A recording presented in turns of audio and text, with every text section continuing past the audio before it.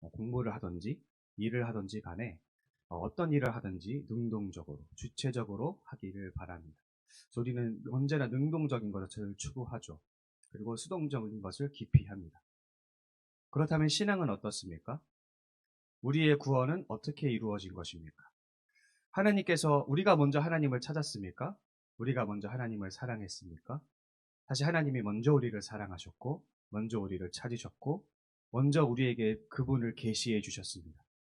우리는 전혀 의지도 없고 알지도 못했지만 그 하나님이 놀라우신 은혜로 우리는 하나님을 알게 되고 찾게 되고 구원의 여정에 걸어가게 됩니다. 그뿐만 아니라 우리의 삶의 많은 영역들에 이루었던 성취나 업적들은 어떻습니까? 우리가 정말 오늘날의 우리의 성취가 우리의 것이 우리의 노력으로 이루어진 것이라고 자신 있게 말할 수 있겠습니까? 아마도 이 질문이 신자와 비신자를 가르는 질문인 것 같습니다. 믿지 않는 사람들은 그 모든 성취와 그 보상이 자신의 노력이라고 자신의 어떤 능력의 결과라고 말할 것입니다.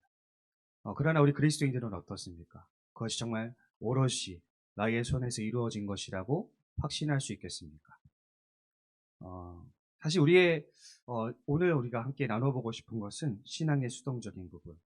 내가 자발적으로 하지 않았지만 외부에서 일방적으로 부어지는 하나님의 놀라운 자극으로 움직이게 되는 우리 신앙의 수동성에 대해서 함께 나누어 보기를 원합니다. 그래서 오늘은 아브라함의 그 한 가지 과오를 두고 함께 그것에 대해서 함께 상고해 보기 원합니다. 오늘은 그랄이라는 지역에서 일어난 일입니다. 아브라함이 그랄 지역에서 잠깐 거주할 때가 있었는데 그때 그가 한 가지 과오를 저지른 것은 자신의 아내 사라를 누이라고 속이는 일이었습니다. 사실 이 일은 과거에도 한번 되풀이된 적이 이미 일어난 적이 있었죠. 이집트에서 이제 잠깐 방문해서 살게 됐을 때 그 아내가 너무 매력적인 고로 아브라함이 자신의 아내를 또 누이라고 속입니다. 왜냐하면 우리가 그의 조카 롯이 소돔성에서 살았을 때를 기억해 보면 그가 거기서 엄청난 그 수치와 엄청난 위협을 느끼게 되죠. 그러니까 이방인을 환대하지 않냐고 환대는커녕 오히려 착취하고 오히려 이렇게 성폭행을 하려고 했던 그런 우리 정황들을 우리가 성경에서 보게 됩니다. 그러니까 아브라함이 그 아내로 인해서 자신이 죽임을 당할 수 있겠다라는 두려움 속에 있었고 그래서 아내를 누이라고 속이는 일이 일어났죠. 오늘 비슷한 일이 동일하게 일어나고 있습니다. 근데 폐경기를 이미 훌쩍 지난 사라를 두고 과거와 동일한 염려를 하고 있다는 것이 사실은 좀 납득이 되지 않습니다. 근데 이제 성경은 분명히 아내 때문에 그 거짓말을 했다라고는 이야기하지만 그것이 정확히 어떤 맥락에서 아브라함이 어떤 의도를 가지고 그런 거짓말을 했는지 우리가 쉽게 이제 이해할 수 있는 본문은 사실 찾기가 어렵습니다. 그러나 우리가 아까 말했듯이 조카 롯이 이방 지역에서 살았을 때 당했던 그 대우를 생각한다면 아마도 아브라함은 과거와 비슷한 두려움에 시달리고 있지는 않았을지 우리가 추측해 볼 수 있습니다. 사실 아브라함은 아직까지도 제대로 된 땅도 하나 없고 자식도 오직 한 명밖에 없습니다. 비록 그가 여러 사병을 거느리고 그가 여러 재산을 가지고 있지만 그는 여전히 떠돌이 인생, 유랑하는 인생이었고 어딜 가든지 이방인 취급을 당했고 어딜 가든지 그곳에서의 텃세와 견제에 시달리는 인생을 살았습니다. 그러니까 그가 오랫도록 그 유랑 인생을 살면서 축적되어진 경험은 그에게 말을 하고 있는 것이죠. 너는 어디를 가든지 두려울 수밖에 없다는 상황을 그 견제와 텃세와 억압과 착취의 위기 속에서 항상 아브라함이 시달렸다는 생각을 우리는 충분히 해볼 수 있다라는 것이죠. 그래서 우리는 하나님의 은혜를 잊고도 반복적으로 어리석은 짓을 저지를 때가 많습니다. 아마도 우리 성도님들도 이제 공감하시겠지만 많은 성도들이 반복적이고 습관적인 죄들로 인해서 괴로워합니다. 아브라함이 이제껏 수많은 은혜를 입었음에도 불구하고 그는 여전히 동일한 상황에서 동일한 실수를 저지릅니다. 그러나 하나님께서 이 사실을 알고 계십니다. 창세기 15장에서 하나님께서 아브라함과 언약을 맺으십니다. 쌍무계약을 맺으시는데 쪼갠 한 재물을 쪼개서 앞에 두고 서로 이제 계약을 맺습니다. 그런데 이 쌍무계약에서는 이 쪼갠 재물 사이로 지나가는 그런 퍼포먼스가 이제 이루어지는데 그 이 퍼포먼스의 의도는 뭐냐면 내가 만약 이 언약을 어기면 이 쪼갠 짐승과 같은 처벌을 받겠다라는 그런 서약을 합니다. 그런 의미에서 쪼갠 재물 사이로 이제 지나가는 퍼포먼스를 하는데 하나님께서 아브라함과 언약을 맺으실 때 횃불의 모양으로 나타나셔서 쪼갠 재물 사이로 지나가십니다. 그 무슨 말입니까?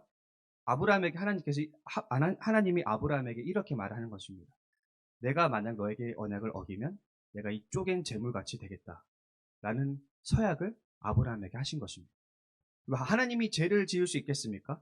하나님이 언약을 어긴다는 건 우리가 상상할 수가 없고 더불어 하나님이 쪼갠 재물과 같이 처벌을 받는다는 건 우리가 상상할 수 없습니다. 쉽게 말해서 이 퍼포먼스는 하나님께서 나는 절대로 언약을 어기지 않을 것이라는 하나님의 결심을 보여주는 것이죠.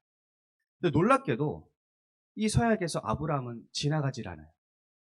지나간 분은 오직 하나님밖에 없습니다. 하나님이 아브라함에게 너도 지나와라.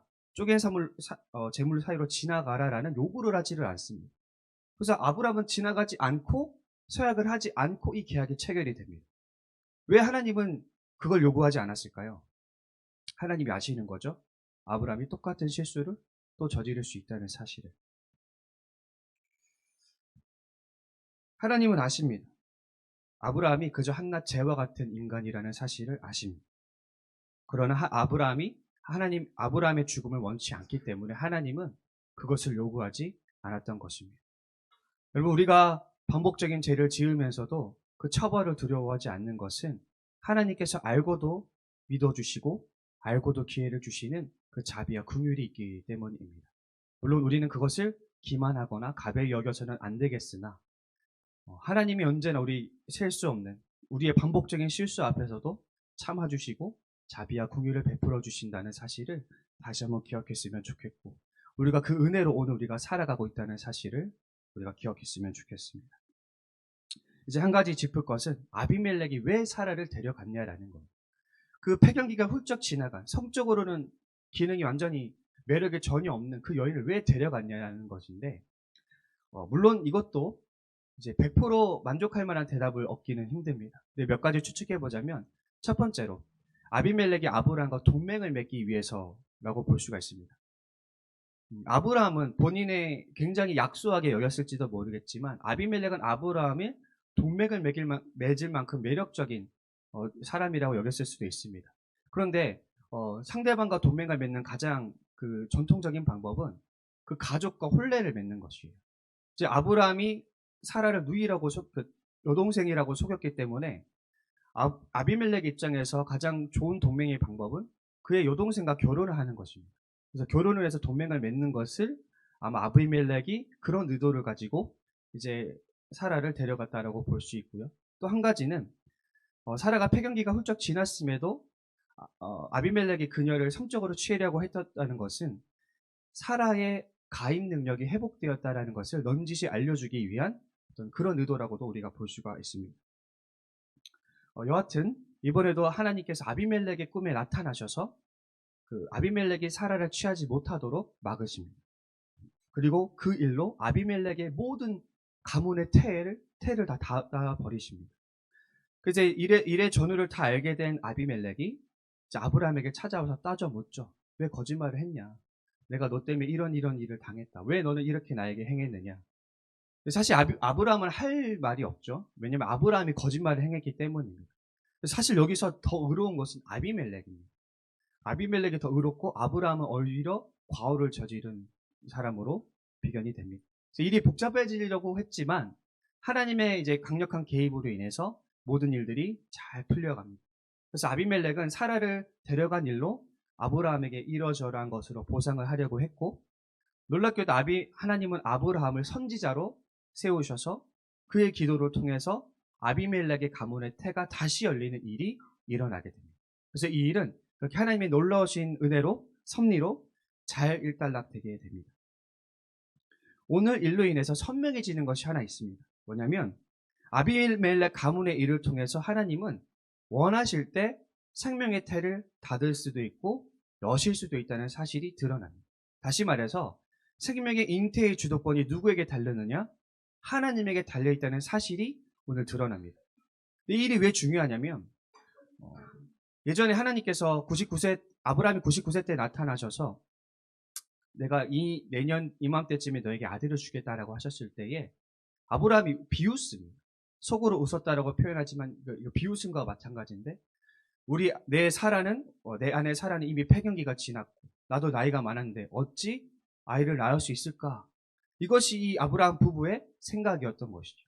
그러니까 하나님이 위대한 존재긴 하고 내가 섬기고 받들어 모시는 분이긴 하지만 이미 폐경기가 훌쩍 지난 우리 부부에게 생명을 주실 수 있는 분이라는 믿음이 아브라함에게는 없었던 거죠. 그런데 오늘 본문을 통해서 밝히 드러나는 것은 무엇입니까? 하나님이 생명의 잉태권을 쥐고 계신 분이라는 사실이 드러나는 것입니다.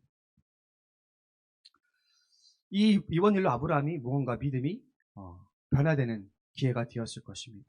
그의 신앙이 한 단계 더 도약하는 순간입니다. 하나님이 이삭을 바치라는 그 명령을 하나님께 들었을 때에 아브라함의 속마음을 추정해 볼 수 있는 성경 본문이 한 본문이 있습니다. 히브리서 11장 19절에 이렇게 이야기합니다. 하나님께서는 이삭을 죽은 사람들 가운데서도 되살리실 수 있다고 아브라함은 생각했던 것입니다. 그러니까 아브라함이 그 말을 들었을 때, 이삭을 바치라 말을 들었을 때에 그가 순종할 수 있었던 이유는 무엇이냐면 하나님이 이삭을 되살려서라도 약속을 지키실 분이라는 믿음이 그 안에 있었다라는 것이죠. 그가 어떻게 이런 훌륭한 신앙의 사람이 될 수 있었을까? 우리가 오늘 본문을 보면 아브라함의 말년입니다. 그 아브라함의 거의 말년 인생에도 그의 믿음을 보자면 형편이 없는 것입니다. 과거에 그 똑같은 실수를 되풀이하고 있는 여전히 하나님께서 분명히 불과 얼마 전에 사라를 통해서 이삭을 주겠다고 약속하셨는데 그 사라를 그냥 팔아버리는 그런 정말 불의한, 정말 신앙 없는, 형편없는 모습을 보여주면서 오히려 하나님을 믿지 않는 아비멜렉보다 더 못한 그런 불의한 모습을 보여주는 이 아브라함이 불과 얼마 되지 않아서 이 믿음의 시험을 통과하는 믿음의 사람이 되는 것이 참으로 놀랍습니다. 그는 과연 언제 이런 믿음을 가지게 되었을까? 저는 바로 오늘 일이 그 결정적인 원인이라고 생각이 됩니다.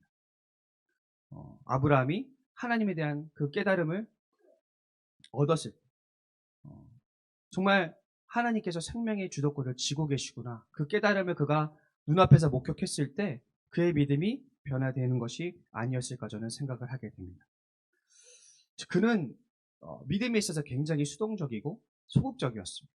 그는 오늘 아브라함의 모습을 보면 전혀 믿음을 발휘하지 못하고 있습니다. 그런데 하나님의 그 외부에서 일방적으로 부어지는 하나님의 놀라우신 은혜와 그 결과들로 인해서 그의 믿음이 하나님의 은혜로 변화되어 가는 모습을 보여지게 됩니다.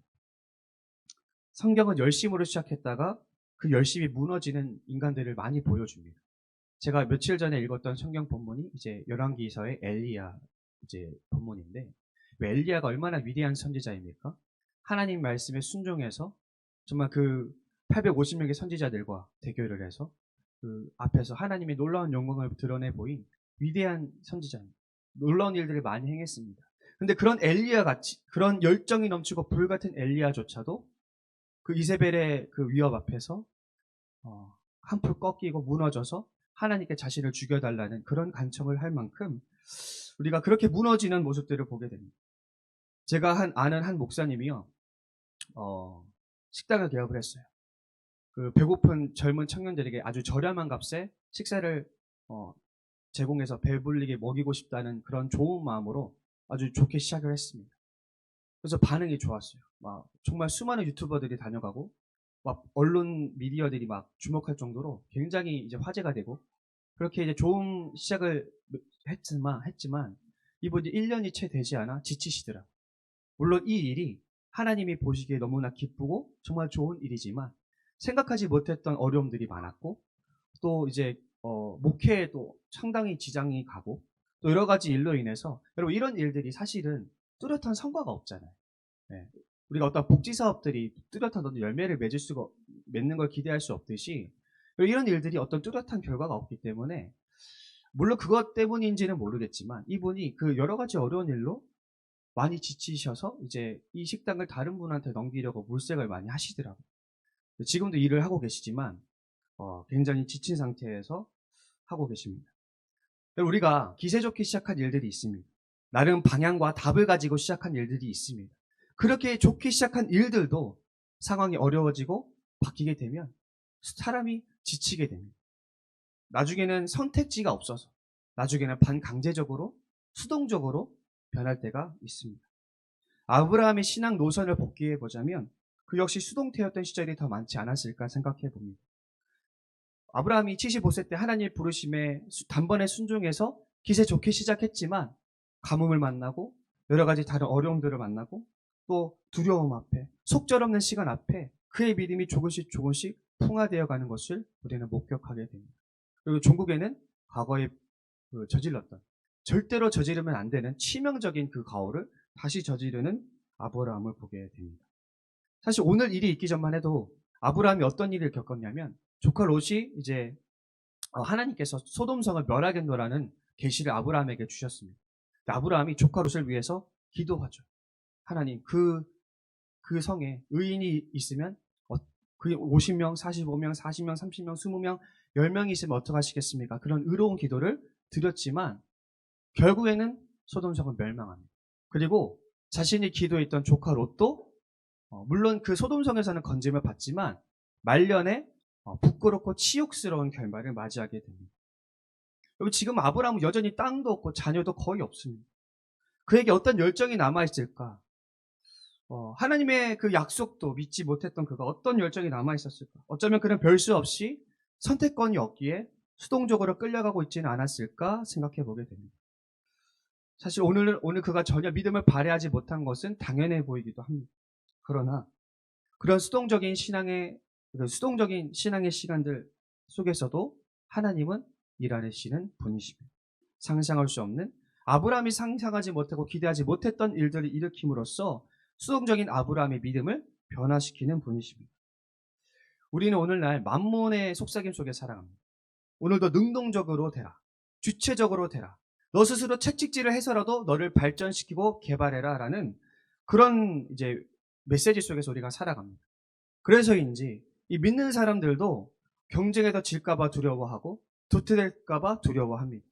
그래서 뭔가 내가 시간을 낭비하는 것이 아닌가, 자신이 뒤처지는 것이 아닌가 염려하고 걱정합니다. 그러나 과연 하나님도 우리에게 동일한 메시지를 우리에게 주시고 계실까요? 하나님께서 우리에게 바라시는 것이 그런 것일까요? 물론 우리에게도 능동적인 부분이 필요합니다. 그러나 하나님은 인간이 또 수동적인 존재이라는 사실도 아십니다. 하나님은 우리가 아브라함과의 계약을 맺을 때 아브라함에게 그 서약을 요구하지 않았던 것처럼 우리가 얼마나 믿음에 약한지, 우리가 얼마나 소극적이고 수동적인 존재가 될 수 있는지 아십니다. 삶의 많은 순간이 좌절이고 실망이고 고된과 비루함이라는 사실을 아십니다. 그 앞에서 인간이 얼마나 쉽게 수동적으로 변하는지도 아십니다. 그러나 그런 시간들을 하나님께서는 사용하시는 것입니다. 아브라함이 하나 잘했던 것은 그가 수동적으로 끌려가는 그때에도 하나님의 길을 이탈하지는 않았더라는 것이죠. 그래도 하나님이 시키는 것은 했고 하나님이 하라는 것을 했다는 것. 그것이 비록 수동적이지만 하나님께 반응했던 것이 그가 잘했던 유일한 하나입니다. 그는 끌려가는 것 같았지만 그래도 그 길을 걸어갔던 사람입니다. 나의 끝, 예수의 시작이라는 책 제목이 있더라고요. 하나님이 하시는 일들 중에는 내 손 안에서 이루어지는 일들도 있지만 내 손을 떠났을 때에 이루어지는 일들도 분명히 있습니다. 우리의 구원도, 우리의 성취도, 우리의 성숙도 나와 상관없이 하나님에게서 부어지는 일방적인 은혜가 그렇게 이끌어갈 때가 많습니다. 따라서 이 책의 제목처럼 삶의 수동성 안에 숨겨진 믿음을 발견할 수 있는, 기억할 수 있는 우리가 되었으면 좋겠습니다. 우리가 때로는 수동적으로 되어서 열정도 상실하고 믿음도 상실하고 선택의 여지가 없이 끌려가는 것처럼 이 일을 감당할 그때에도 하나님 그 시간들을 사용한다는 사실을 반드시 기억했으면 좋겠습니다. 우리 직분자 여러분, 여러분들이 이 직분을 처음 맡기로 순종했을 때 하나님께 드렸던 고백이 있으실 것입니다. 그 고백을 끝까지 붙드시기 바랍니다. 때로는 그것이 힘듭니다. 때로는 그것이 멍해가 되고 짐이 됩니다. 때로는 고역입니다. 그러나 그럼에도 그 길을 걸어가시기 바랍니다. 왜냐면 여러분들이 수동적으로 끌려가는 것처럼 감당하는 그 시간들 속에서도 하나님은 일하시고 계시고, 결국에는 우리를 능동적인 존재로, 결국에는 우리의 그 신앙을 완전히 바꾸어 버리시는 하나님이시기 때문입니다. 그러니 여러분, 우리 모든 직분자 여러분, 힘내시고 어떤 상황에서도 그 길을 걸어가며 결국에는 승리하시는 우리 믿음의 사람들 될 수 있기를 간절히 소망합니다. 기도드리시겠습니다. 하나님 감사합니다. 오늘 아브라함을 통해서 함께 또 신앙에 대해서 상고합니다.